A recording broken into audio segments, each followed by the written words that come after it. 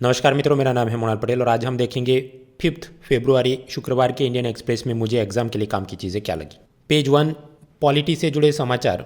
वो Indian polity bye Laxmikant की किताब से आप देख लेना। प्रेसिडेंट और गवर्नर के पार्डनिंग पावर क्या होते हैं, मतलब अपराधियों का सजा माफ़ करने में उनकी सत्ता अलग अलग कैसे। तो कुल मिलाकर मृत्युदंड न दिया गया हो ऐसे राज्य सरकार के कानून में जो अपराधी होते हैं उनको क्षमा देने के लिए गवर्नर को पावर दिया गया है। अब ऐसी परिस्थिति में दो बात हो सकती है, या तो वो क्षमा देगा या क्षमा नहीं देगा। लेकिन तमिलनाडु में गवर्नर के पास फाइल गई कि राजीव गांधी के हत्यारों में कुछ जिनको मृत्युदंड नहीं दिया गया है, तो उनमें से ये वाला उसको क्षमा देनी चाहिए कि नहीं। तो उन्होंने हाँ या ना कहने की जगह फाइल को आगे प्रेसिडेंट को फॉरवर्ड कर दिया कि क्योंकि ये राजीव गांधी की हत्या का मामला है तो ये सीरियस है, तो प्रेसिडेंट इस पर डिसीजन ले। तो इसकी कंट्रोवर्सी चल रही कि गवर्नर ने खुद डिसीजन लेना चाहिए, और अगर अपराधी की ये दया याचिका पर भी निश्चित समय में निर्णय न लिया जाए तो वो भी मानव अधिकारों का उल्लंघन है, violation of human rights. Polity और डेमोक्रेसी में ही आगे बढ़े तो social media. Greta Thunberg climate change activist ने एक डॉक्यूमेंट अपलोड किया था जिसमें किसान कानूनों का विरोध करने के लिए क्या किया जाए उसकी टूल किट या स्टैंडर्ड ऑपरेटिंग प्रोसीजर लिखी गई थी कि कैसे सब समर्थकों ने अलग अलग हैशटैग को ट्विटर पर ट्रेंड करवाना है, अमेरिका, इंग्लैंड, कनाडा में अपने लोकल पॉलिटिशियन को भी बोलना है और इंटरनेशनल सेलिब्रिटी को भी टैग करना है कि आप इस पर क्यों नहीं बोल रहे हैं वगैरह करके एक माहौल खड़ा करो। धरना प्रदर्शन करो भारतीय दूतावास के सामने और 26 जनवरी की प्रोटेस्ट, और ये सब मतलब जो पहले जनवरी में प्लान था वो भी उस डॉक्यूमेंट में लिखा था। और ग्रेटा ने ये डॉक्यूमेंट फरवरी में अपलोड किया जो साबित करता है कि इंटरनेशनल लेवल पर ये कुछ तत्व इसको कोऑर्डिनेट कर रहे हैं। यानी ये सब दर्शाता है कि कैसे सोशल मीडिया की मदद से डेमोक्रेसी और नेशनल इश्यूज़ को इंटरनेशनल इशू बनाने की पूरी खेल चल रही है। पेज 1 पर तीसरे समाचार हिस्ट्री कल्चर के बारे में। जाने माने इतिहासकार प्रोफेसर DN झा का देहांत हुआ। उन्होंने अपने रिसर्च में अलग अलग बातें कही थी, जैसे कि बाबरी में हिंदू मंदिर होने का कोई सबूत नहीं है। हालांकि आर्कियोलॉजिकल सर्वे ऑफ इंडिया और सुप्रीम कोर्ट ने उस रिपोर्ट को माना नहीं था कि ये उनका अपना मत है, ओनली ओपिनियन। दूसरा, उन्होंने कुछ रिसर्च किया था कि गाय का मांस भी प्राचीन भारत में खाया जाता था और गाय को धार्मिक रूप से पवित्र मान के मांस खाना निषेध होगा। ये सब चीज़ें एकदम प्राचीन भारत में नहीं थी, वो बाद के समय में आती है। और उसी तरह प्राचीन भारत में मदिरा सेवन, वाइन ड्रिंकिंग, वो भी सामान्य बात थी। तो आधुनिक भारत में बियर बार में शराब पी रही महिलाओं पर जो अटैक किए जाते हैं वो गलत है, वगैरह वगैरह। तो यानी DN Jha ancient medieval history में ये फैक्ट्स थे करके जो भी उसका आज थोड़ा अलग इंटरप्रिटेशन होता है उसका विरोध करते रहते।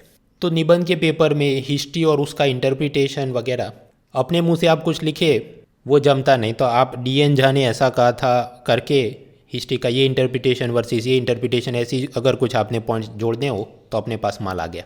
फ्रंट पेज पे चौथे समाचार है इकोनॉमी के बारे में कि 2020 अप्रैल से दिसंबर में भारत के कृषि निर्यात एग्रीकल्चर एक्सपोर्ट में बढ़ोतरी हुई। उसका एक कारण कि मानसून अच्छा था तो पैदावार अच्छी हुई, लेकिन सामने अर्जेंटीना, रशिया और दूसरे देश, वहाँ पर सूखा हवामान, ड्राई एटमॉस्फेयर के चलते पैदावार अच्छी नहीं हुई एग्रीकल्चर, सोयाबीन, वीट वगैरह की।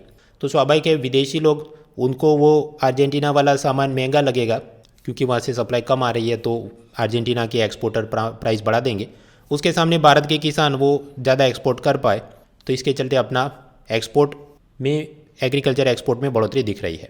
इसके अलावा पेज 1 पर प्राइम मिनिस्टर मोदी की स्पीच, लेकिन उसमें चुनावी किस्म की बातें जो एग्ज़ाम में काम की नहीं।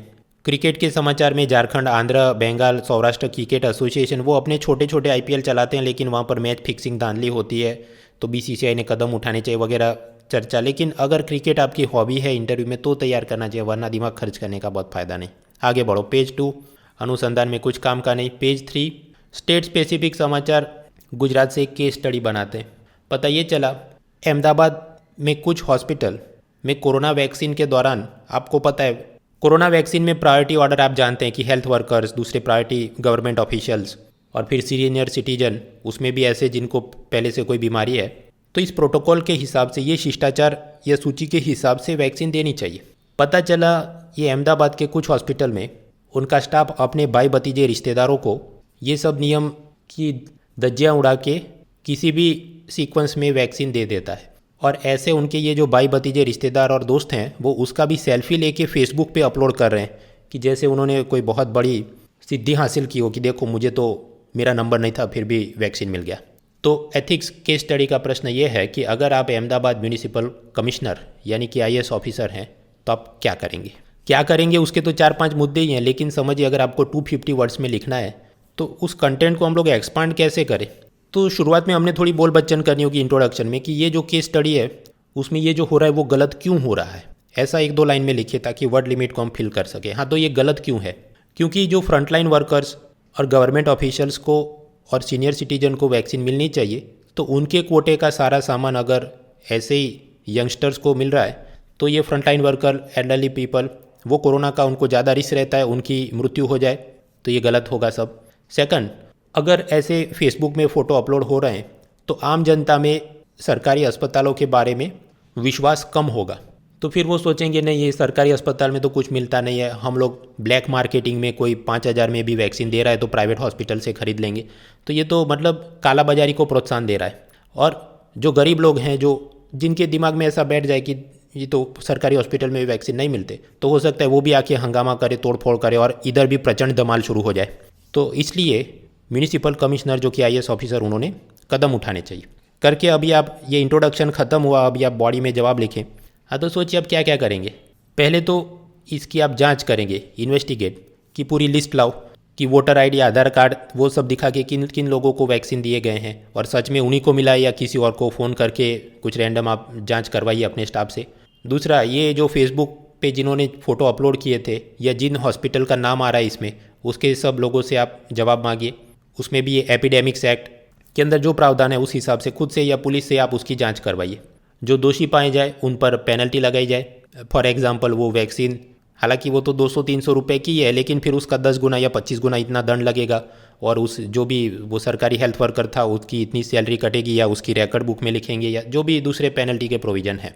साथ ही साथ इन सब हॉस्पिटल के जो बड़े डॉक्टर हैं, चीफ मेडिकल ऑफिसर हैं, उन सब को भी स्टर्न वार्निंग, कड़क सूचना दी जाएगी कि अगर दूसरी बार ऐसा कुछ हुआ तो you will be held accountable, आप पर भी एक्शन लोगे, आपकी भी सैलरी काट सकते हैं और आपका भी वो जो एनुअल कॉन्फिडेंशियल रिपोर्ट ACR है उसमें सब खराब कर देंगे तो प्रमोशन रुक जाएगा।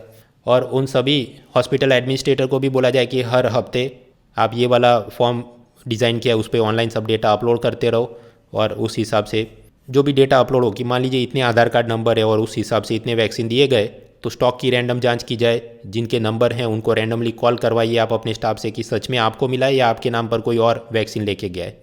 और साथ ही साथ सोशल मीडिया में, हॉस्पिटल में पोस्टर लगा के कोई हेल्पलाइन नंबर या ईमेल आईडी डाला जाए कि अगर आपको लगता है कि वैक्सीन आवंटन में कोई धांधली या भाई भतीजावाद हो रहा है तो इस नंबर पर या इस ईमेल आईडी पर आप कंप्लेंट कर सकते हैं। तो हॉस्पिटल के बाहर ही अगर ऐसा पोस्टर लगेगा तो उसके जो भी डॉक्टर और नर्स हैं वो खुद भी डरेंगे कि कोई फरियाद नहीं कर दे तो लिमिट में रहेंगे। हाँ, तो वैसे तो आसान केस स्टडी, इसमें लोग गलती क्या कर सकते हैं। कॉलेज में आप जानते हैं मित्रों, बहुत सारे फेस्टिवल ऑर्गेनाइज होते हैं, जैसे कि टीचर्स डे सेलिब्रेशन है या यूथ डे सेलिब्रेशन या ब्लड डोनेशन ड्राइव। अभी मान लीजिए ऐसी कोई चीज़ है जिसके आप कोऑर्डिनेटर हैं और टेबल पे बोतल रखनी थी चीफ गेस्ट के लिए पानी की, लेकिन जिसको आपने काम सौंपा था वो आपके दूसरे विद्यार्थी ने नहीं रखा है, तो आप क्या करेंगे? आप खुद जाके मिनरल वाटर की बोतल लेके आएंगे और टेबल पे रखेंगे चीफ गेस्ट के लिए। लेकिन वो किसका काम है? कॉलेज लेवल पर जो कोऑर्डिनेटर है स्टूडेंट, उसके पास कोई पावर नहीं है कि वो दूसरे लोगों को पेनल्टी दे सके या कॉलेज से उनका एडमिशन रद्द कर सके। तो वो जो भावना होती है कि ठीक है दूसरों ने काम नहीं किया कॉलेज में किसी फेस्टिवल में तो मैं वो वाला काम खुद कर लूँगा, वो भावना कॉलेज लेवल तक बराबर है। जो आईएएस ऑफिसर है वो इस भावना से काम नहीं कर सकता कि ये वाले हॉस्पिटल में स्टाफ अपने यार रिश्तेदारों को वैक्सीन दे रहा है, वो गलत हो रहा है, तो मैं जाके खुद से सब लोगों को वैक्सीन दूंगा। भाई आप अगर खुद से वैक्सीन देंगे तो आप आईएएस ऑफिसर वाला काम कब करेंगे? और ये जो बिजली, पानी, सड़क, ट्रैफिक मैनेजमेंट से लेके बहुत सारी जो म्यूनिसिपल कॉरपोरेशन की जिम्मेदारी है उसका आप कब अनुपालन करेंगे? ये ऐसी बात हुई कि पाकिस्तान के साथ जंग छिड़ जाए तो आर्मी जनरल खुद मशीन गन लेके बॉर्डर पे खड़े रह जाएंगे। भाई वो काम सोल्जर का है, आर्मी ऑफिसर का काम क्या है? वो सोल्जर्स को सही जगह पर तैनात करना। तो डेलीगेट करना है काम को, खुद से जाके सब नहीं करना है। That is first mistake. दूसरा, कुछ लोग ज़्यादा ही आक्रोश में आ जाते हैं कि ये जो अपने भाई भतीजे को वैक्सीन दे रहे हैं उन सभी डॉक्टर और नर्स को मैं नौकरी से निकलवा दूंगा। नौकरी से निकलवा दूंगा वो चीज़ इसलिए उपयुक्त नहीं है कि ऑलरेडी पेंडेमिक के चलते, महामारी के चलते डॉक्टर नर्स की शॉर्टेज है। आप उसमें भी लोगों को नौकरी से निकाल देंगे तो फिर काम कैसे होगा। और वैसे भी ये जो हो रहा है वो धांधली ऐसी कोई बहुत बड़ी अभी स्वरूप नहीं ली है कि उसमें नौकरी से निकालने तक की बात है। उन पर बेशक कुछ पेनल्टी हो सकती है, लेकिन चूहे को मारने के लिए तोप का इस्तेमाल किया जाए, डिसप्रपोर्शनेट लेवल ऑफ पेनल्टी, वो भी सही नहीं होगा। खैर, तो ये था पेज 3। पेज 4 पर भी ऐसे स्टेट समाचार, लेकिन कुछ एग्जाम के लिए काम का नहीं। पेज 5, 6 और 7 पर या तो विज्ञापन है या राशि भविष्य, जो काम का नहीं। सीधा हम चले पेज 8, कॉलम्स। लेफ्ट साइड के दो पैराग्राफ के छोटे कॉलम में वो श्रीलंका सरकार ने भारत के साथ पोर्ट डेवलपमेंट डील को कैंसिल किया, वो चिंता का विषय, वो तो कल ही हमने चिंता कर ली थी। आगे बढ़ो। बिहार और उत्तराखंड की पुलिस ने कहा है कि जो सोशल मीडिया में प्रोटेस्ट करेगा उसको फिर हम पुलिस वेरिफिकेशन में सर्टिफिकेट नहीं देंगे तो उसको फिर सरकारी नौकरी और कॉन्ट्रैक्ट वगैरह में अनुमति नहीं मिलेगी। तो वो सब फ्रीडम ऑफ स्पीच में चिंता का विषय, वो चिंता भी कल कर ली थी। भारत की टीम इंग्लैंड के सामने कुछ टेस्ट सीरीज़ होने वाली है, कुछ काम का नहीं। वो फाइनल रिजल्ट आए तो कुछ देखेंगे, वो भी नॉन IAS एग्ज़ाम के लिए। पेज 8 पर बड़े कॉलम में एक तो वही किसान आंदोलन के बारे में, जिसमें कुछ नया नहीं। दूसरा कॉलम है वो एक अमेज़ॉन प्राइम पे वेब सीरीज़ तांडव, जिसमें सब अभद्र टिप्पणियाँ हुई थी, उसके बारे में, लेकिन इसमें नया जानने लायक कुछ नहीं। पेज 9 पे चले। बजट के बारे में 2 कॉलम, एक में विरोध किया कि हेल्थ केयर को सफिशिएंट पैसा नहीं दिया, और दूसरे में प्रशंसा की कि ये तो बहुत अच्छा बजट है, और तीसरा किसान आंदोलन के बारे में। कुल मिलाकर पेज 9 पे एक भी कॉलम में कोई ऐसी जोरदार चीज़ नहीं कि दिल बाग बाग हो जाए एग्जाम के लिए। आगे बढ़ो, पेज 10, एक्सप्लेन सीरीज़। मित्रों, बजट में चार्टर्ड अकाउंटेंट टाइप की जो इन्फॉर्मेशन होती है हमारे लिए काम की नहीं। तो जैसे ये एम्प्लॉय प्रोविडेंट फंड में आप 2.5 लाख रुपए तक कंट्रीब्यूट करें तो वो मूलधन यानी प्रिंसिपल पर जितना ब्याज मिलता है उस पर इनकम टैक्स नहीं लगे, लेकिन उससे ज़्यादा पैसा कंट्रीब्यूट करोगे उसके ऊपर जो ब्याज मिलेगा उसके ऊपर इनकम टैक्स लगेगा। तो आप पर क्या असर होगी भाई, इतनी जटिल और बारीक चीज़ बनाकर उसके MCQ या मेंस में प्रश्न नहीं बनते। आगे बढ़ो। दूसरी एक्सप्लेन सीरीज़, मिडाइवल डिक्शनरी। ये मध्यकालीन शब्दकोश, जैसे मध्यकाल में मराठा और मुग़ल सैनिक घोड़े पे सवार होकर बंगाल पे आक्रमण करते थे, ऐसे घुड़सवारों के लिए बारगी शब्द यूज़ करते थे। तो वो और दूसरे कुछ और शब्द, उसके बारे में चर्चा है, जिसकी समरी मैंने एक्सेल फाइल में डाल दी है, देख लेना। तीसरी एक्सप्लेन सीरीज है सब कैटेगराइजेशन ऑफ OBC। OBC समाज का उपवर्गीकरण। मतलब जैसे बिहार सरकार ने किया कि दलितों में भी कुछ ऐसे दलित जिनको बहुत कम योजनाओं का लाभ मिला है, तो महादलित ऐसी सब कैटेगरी बनाई जाए। उसी तरह OBC कम्युनिटी में कुछ किया जाए, उसके लिए केंद्र सरकार ने जस्टिस G रोहिणी की एक कमीशन बनाई थी। तो वो मुद्दा क्या था, आगे भी एक बार हमने पढ़ लिया है, या तो आप पुराने वीडियो देखिए, वरना छूट गया तो एक्सेल फाइल में सीधा देख लो, मिल जाएगा। आगे बढ़ो। इसमें उसमें नया कुछ नहीं, डेटा ही दिया है, लेकिन इतना सारा डेटा कोट करने का अभी सेंस बनती नहीं। वो फाइनल रिपोर्ट आएगा तब फाइनल जवाब तैयार करना है।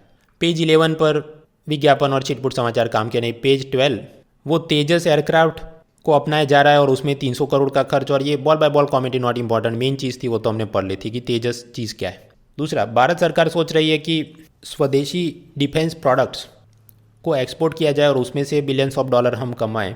तो उसमें डिफेंस मिनिस्टर ने कहा कि हम लोग इंडियन ओशन के दूसरे जो मित्र राष्ट्र हैं उनको missile weapon, aircraft, helicopter, worship, patrol vessel, artillery gun, tank, radar, military vehicle, electronic warfare system, ये सब एक्सपोर्ट करेंगे, ताकि वो भी वहाँ पर जो उग्रवादी हैं, आतंकवादी है, या ये जो समंदर में पायरेसी चलती है उससे लड़ सके, और उसमें भारत का ही फ़ायदा है। हाँ, तो इंटरनेशनल रिलेशन में बोल बच्चन का एक मुद्दा। इसके अलावा पेज 12 पर कुछ काम का नहीं, वही कांग्रेस BJP तृणमूल तू में जारी है। पेज 13 पर भी पार्लियामेंट में क्या हुआ, ball by ball comedy not important. वो जम्मू कश्मीर के IAS IPS और इंडियन फॉरेस्ट सर्विस की कैडर, और सामने ऑगमट cadre, Arunachal Pradesh, Goa, Mizoram union territory, उन सबको मर्ज करेंगे ताकि ऑगमट के जो बेस्ट ऑफिसर हैं उनका भी एक्सपीरियंस और टैलेंट जम्मू कश्मीर लद्दाख को मिल सके। ये मुद्दा आगे भी हमने पढ़ लिया था, इसका बिल प्रस्तुत हुआ, तो ball by ball comedy not important. सरकार कह रही है कि ट्रांसजेंडर समुदाय के कल्याण के लिए हम लोग एक अम्ब्रेला स्कीम, मतलब छतरी योजना, मतलब एक ही योजना में बहुत सारा और भी हो कि health, education, welfare, skill upgradation, loans वगैरह वगैरह, तो वो योजना असल में बनने दो, फिर हम उसको पढ़ेंगे, अभी तो ये हम बनाएंगे। पेज 14 विश्व समाचार में इजिप्ट में एक नया ममी अवशेष पाया गया जिसकी जीभ सोने की है, और वो सोने की इसलिए थी क्योंकि वो लोगों ने ये सोचा था कि सोने की जीभ हो आपकी तभी आप मरने के बाद आफ्टर लाइफ में बोल पाएंगे।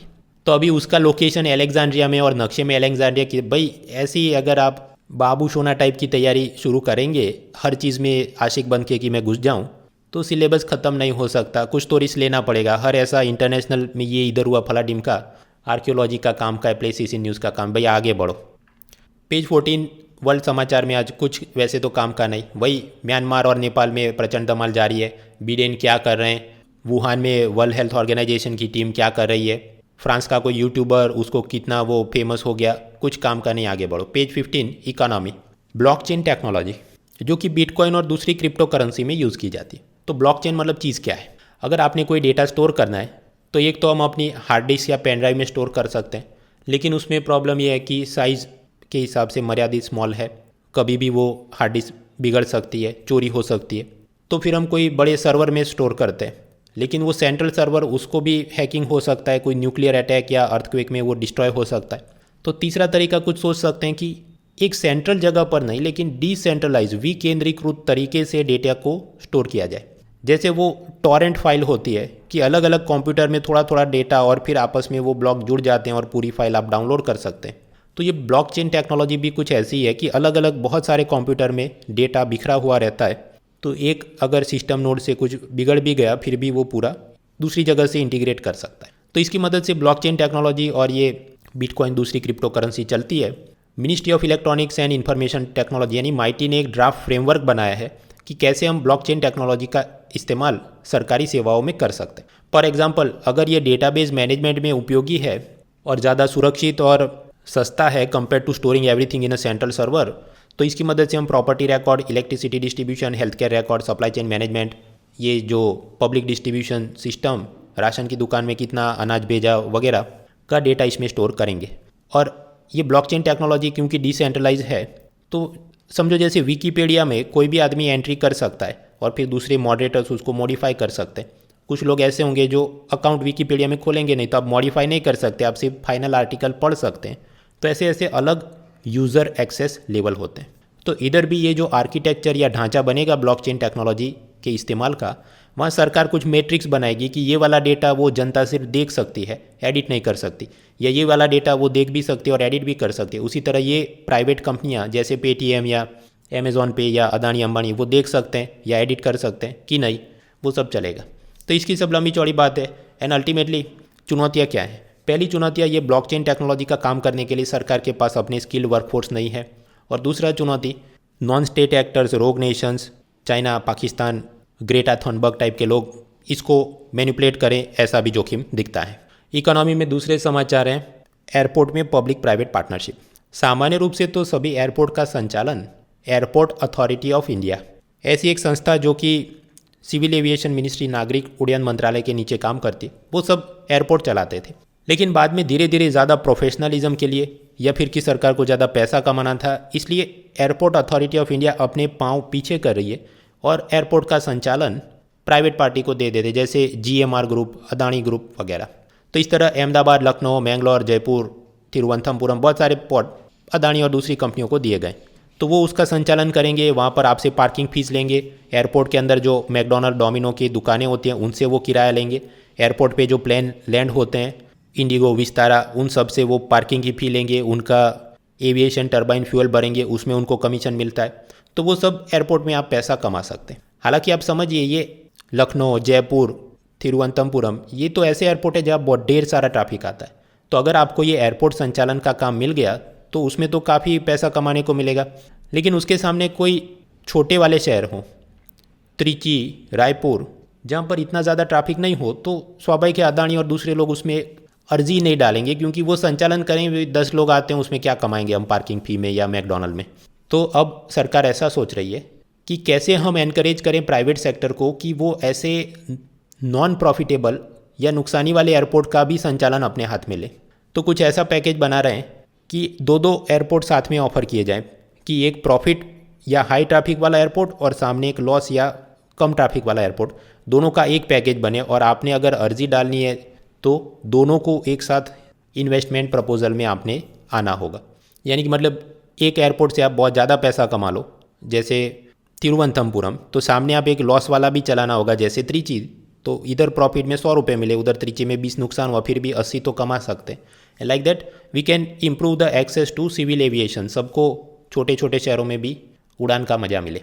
इसके अलावा पेज 15 पे बाकी सब चीज़ें बिजनेस जनरल नॉलेज टाइप का, कि SBI का प्रॉफिट कितना कम हुआ या कौन सी कंपनी ने नया IPO लॉन्च किया वगैरह, कुछ काम का नहीं, आगे बढ़ो। पेज 16 स्पोर्ट्स, अगर फुटबॉल आपकी हॉबी है इंटरव्यू के लिए, तो कुछ समाचार चल रहा है कि इंडियन सुपर लीग फुटबॉल में कुछ रेफरी गलत निर्णय ले रहे हैं, जिसकी आलोचना हो रही है।